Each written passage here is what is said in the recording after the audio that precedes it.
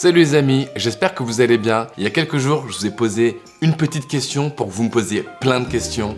Et là, je crois que c'est le moment d'y répondre. Première question, comment vas-tu? Écoute, ça va super bien, pas mal de nouvelles choses dans ma vie. Et pour l'instant, 2023 se passe super bien. Et merci de m'avoir posé cette question et j'aimerais bien savoir toi, comment tu vas. Alors Tokolo me demande comment va mon pied. Ça va vraiment mieux, superbe. J'ai recommencé l'entraînement physique et tennis depuis quelques jours. Les mouvements sont toujours, on va dire, contrôlés pour l'instant. J'ai toujours une petite appréhension, mais je pense que jour après jour, ça va disparaître. Et puis de toute façon, vous allez voir ça dans le prochain vlog. Quel est ton prochain tournoi ? Alors écoutez, ce classement protégé, ce fameux classement protégé, en fait, il dure pendant 6 mois. Le 13 février, c'est à ce moment-là où je peux reprendre officiellement la compétition. Je vais choisir là dans les semaines à venir où je vais pouvoir commencer comme premier tournoi. Ça va arriver très vite, cette nouvelle va arriver très vite, dans quel tournoi je serai confirmé et par quel tournoi je vais commencer l'année 2023. Une super question, comment j'arrive à concilier ma vie de papa et ma vie de tennis? Pour l'instant, ça se passe très bien, on est à la maison, donc c'est très facile. Hâte en fait de pouvoir te répondre, on va dire, mieux quand je vais commencer à partir en tournoi. Pour l'instant, ça se passe très bien, tu vois, on dort un poil mieux parce que voilà, Sky nous donne un peu de répit, mais ça se passe très bien à la maison, donc beaucoup plus facile. Donc c'est une question, je pense que j'arriverai à mieux te répondre un peu plus tard dans le temps. Vous avez été nombreux à me poser cette question. Quels sont tes objectifs pour cette saison? Simple les amis, revenir à un très bon niveau, pouvoir faire une saison quasi complète, pouvoir bien enchaîner les matchs, enchaîner les tournois. Pourquoi pas essayer d'aller se faire une petite finale quelque part, d'aller chercher un classement correct en fin d'année pour pouvoir essayer de se qualifier pour 2024, les JO bien sûr comme je dis ça. Donc en gros c'est se remettre à niveau, tennistiquement et physiquement. On va pas demander gros hein, les amis, hein. Si on a déjà une finale de 250 c'est cool, mais pouvoir enchaîner les matchs et les tournois. Et s'il y a plus, on prendra. Ma plus grosse victoire en carrière, compliqué, j'ai plein de matchs que j'ai vraiment appréciés, il faut en choisir un. Je vais dire Federer en finale de Coupe Davis en 2014. Je pense que c'était peut-être ma plus grosse victoire en carrière. On va prendre celle-ci. Mon grand chelem ou mon tournoi préféré, très simple, Roland Garros. Hein. Roland Garros à la maison, avec vous, avec le public, avec la famille, avec mes potes. De loin, mon tournoi préféré. Charles me demande, c'est quoi ma voiture préférée? Audi R8. Je sais pas pourquoi j'adore cette voiture. Vraiment, j'adore le feeling de la voiture.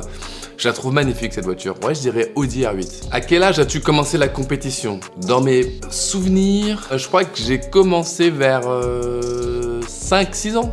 Je dirais 5-6 ans. À partir de quel classement peut-on vivre du tennis à plein temps? C'est une super question, pas facile à répondre parce que tu sais, tu peux être un peu moins bien classé. Généralement, on se dit la porte descend, voilà, les joueurs commencent à gagner très bien leur vie. Après, il y a des plus jeunes qui ont des sponsors un petit peu avant, donc qui commencent déjà à gagner pas mal leur vie. Donc on va dire en général, pour commencer vraiment à bien gagner sa vie, c'est vraiment top 50. Je pense que tu gagnes ta vie à partir du top 100. Mais à partir du top 50, tu commences à vraiment mieux gagner ta vie. Combien de personnes voyagent avec un joueur pro? Quel est leur rôle? Et combien ça coûte? Putain, vous avez que des bonnes questions. C'est un peu propre à soi-même. Ça dépend de tes besoins.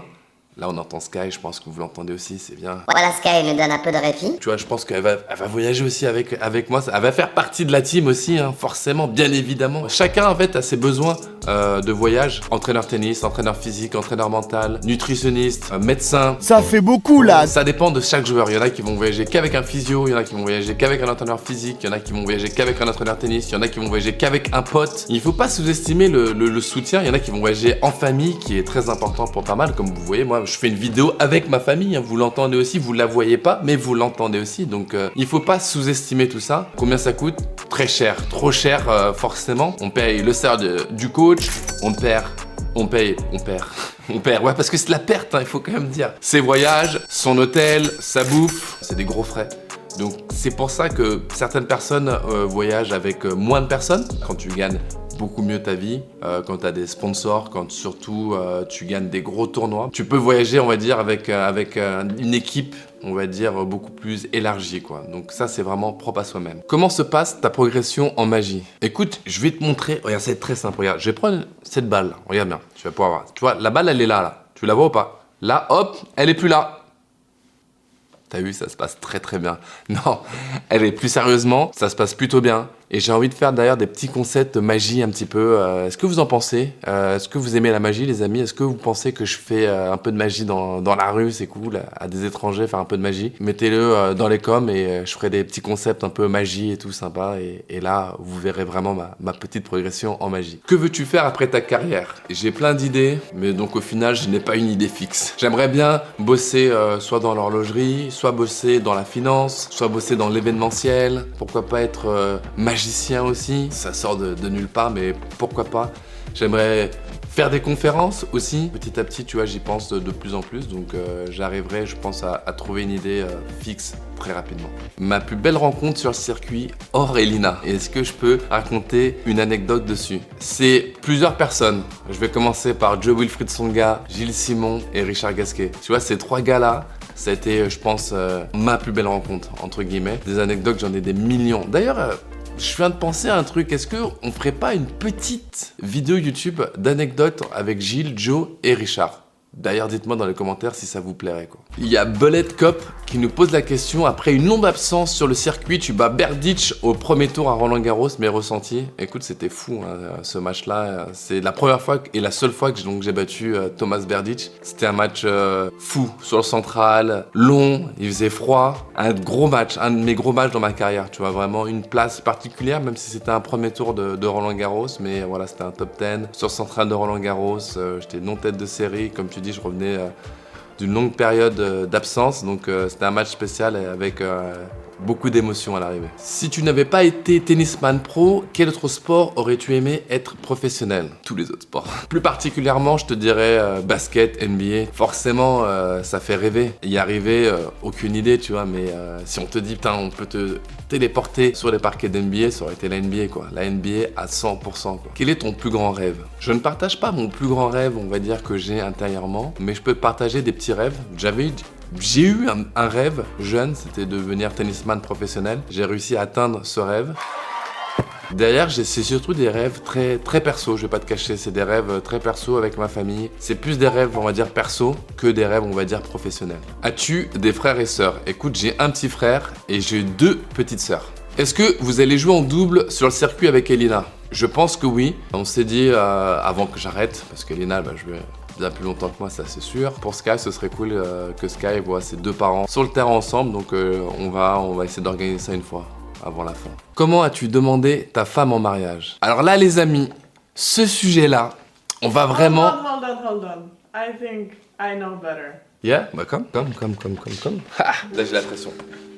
Well, Petite pression. this was somewhere in the mountains. We went for a walk, we went for a hike, which would never happen because a girl never hikes, and this is true. It was first and the last hike of his life.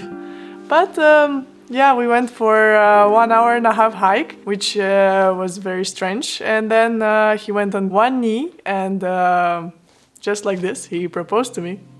Isn't it like this? J'avais fait un texte, enfin toi je me suis battu, j'avais quand même fait pas mal de choses, non? J'avais quand même, putain, c'est là, la meuf, elle a dit que je me suis mis à genoux, vas-y tiens, prends la bague et tout, attends, je me suis battu, j'ai parlé quand même, non? Well, you talked, but then he went on one knee and he proposed. Ouais, en gros, elle voulait juste que je me mette à genoux, donne-moi la bague, c'est tout, quoi. Well, everything was really blurry for me because I was very happy, but yeah, it was a very stressful moment for him and for me, I think. D'ailleurs, on avait une petite question, et pour le double, est-ce qu'on va jouer un double avant que j'arrête ma petite carrière? Yeah, I think so. I think one day we're gonna play mixed doubles together. Hopefully you're not gonna get hit with a surf on your head. But it's gonna be enjoyable, I think.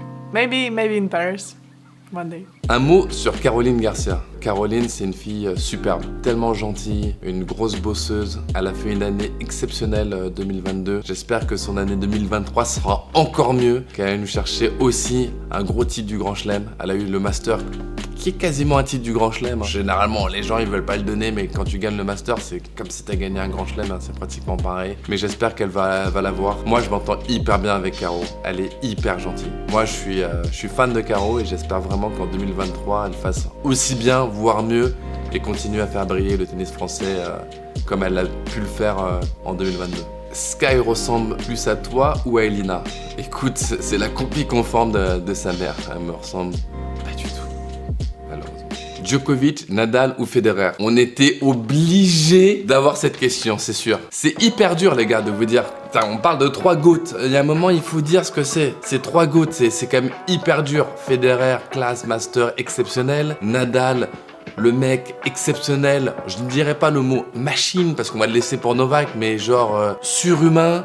Il fait des choses quand même qui n'existent pas. Et Novak, machine exceptionnelle de régularité, des records de fou. Les 3 ont des records de malade. C'est impossible de dire lequel. Les 3 sont exceptionnels pour moi. Pour moi, les 3 sont vraiment les 3 GOAT de notre sport, quoi. Quel est ton modèle dans le sport? Tout petit, ça a été mon père.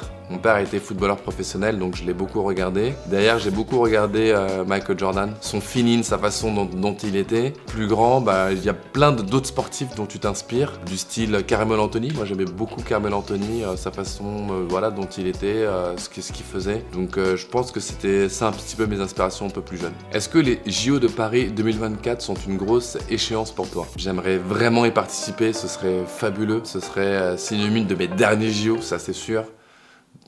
Ou pas, on sait jamais. T'imagines le mec qui lance sur Los Angeles? Mais non, je pense que ce serait mes derniers JO. Ce serait vraiment cool d'atteindre cet objectif. Ce serait vraiment cool. Quel est mon joueur de foot préféré? Thierry Henry. Ok, il joue plus au foot, les gars, je sais, mais Thierry Henry, quoi. 100%. Question de Charles. Est-ce que tu penses pouvoir me battre au backgammon? Je ne pense pas.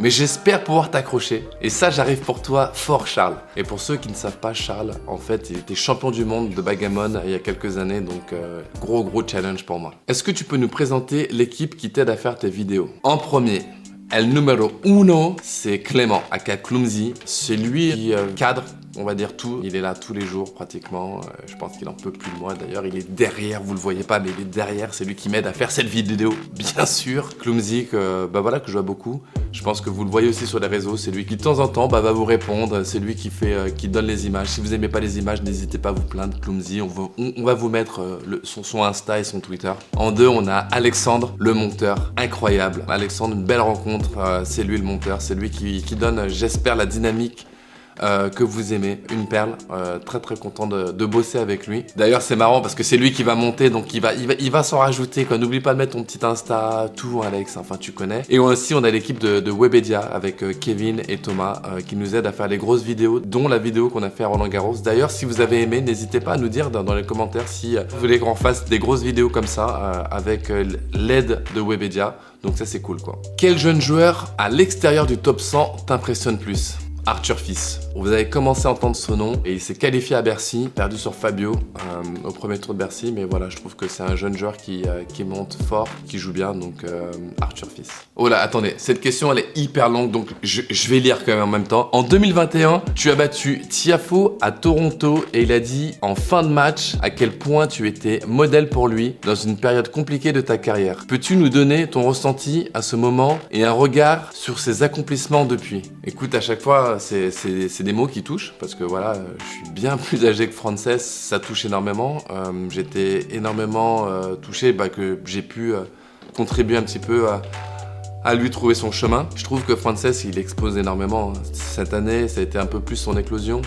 Tout le monde attendait quand est-ce qu'il allait exploser. Et vraiment, en 2022, il a bien explosé. Il a procuré des tennis fous, dont à l'US Open chez lui, où il a fait un show de malade. Il joue hyper bien. Je le vois aller plus haut encore. Je le vois vraiment aller plus haut. Je le vois vraiment aller titiller dans le top 10. C'est un gros joueur. À quand le match retour avec Domingo Zerator et Benoît Paire? Eh ben c'est une bonne question, je vais la poser. Zera, Domingo, parce que Benoît on l'appelle, il n'y aura pas de problème, mais Zera et Domingo, quand est-ce qu'on planifie ça? Les gars, vous voulez faire Wimbledon, c'est ça? Vous avez jamais vu sur gazon? Ils nous le prêteront peut-être pas, ou on essaye ou pas? Peut-être l'US Open, ça peut être pas mal. Enfin bref, Zerator et Domingo, la balle est dans votre camp. Pouvoir jouer qu'en coup droit ou qu'en revers? Mon revers c'est pas l'agence touriste, on va dire. Donc, qu'en coup droit. Mais par contre, j'adore cette question et je vais peut-être faire, tu sais, une sorte de micro-trottoir, tu vois, sur le circuit. Je vais demander, tu sais, à tous les joueurs, parce que j'aime bien cette question, j'aimerais bien savoir ce qu'ils pensent. Peut-être qu'il y en a, on pense qu'ils ont un meilleur revers, mais ils se sentent mieux en coup droit. Ils ont un meilleur coup droit, mais ils se sentent mieux en revers. Donc, je reprendrai ta question. Peut-être qu'on fera une petite vidéo dessus, d'ailleurs. Oh, Merci. Gunther à l'entraînement, est-ce que ça m'a fait un choc? Écoute, pas du tout. Je pense que Gunther, les gens, ils le voient d'une certaine manière, mais j'aime bien, tu vois, c'est quelqu'un de très strict. J'ai généralement eu beaucoup d'entraîneurs stricts, tu vois, donc non, au contraire, c'est bien cool, quoi. Pourquoi la vache qui rit, elle rit? Bah, je sais pas.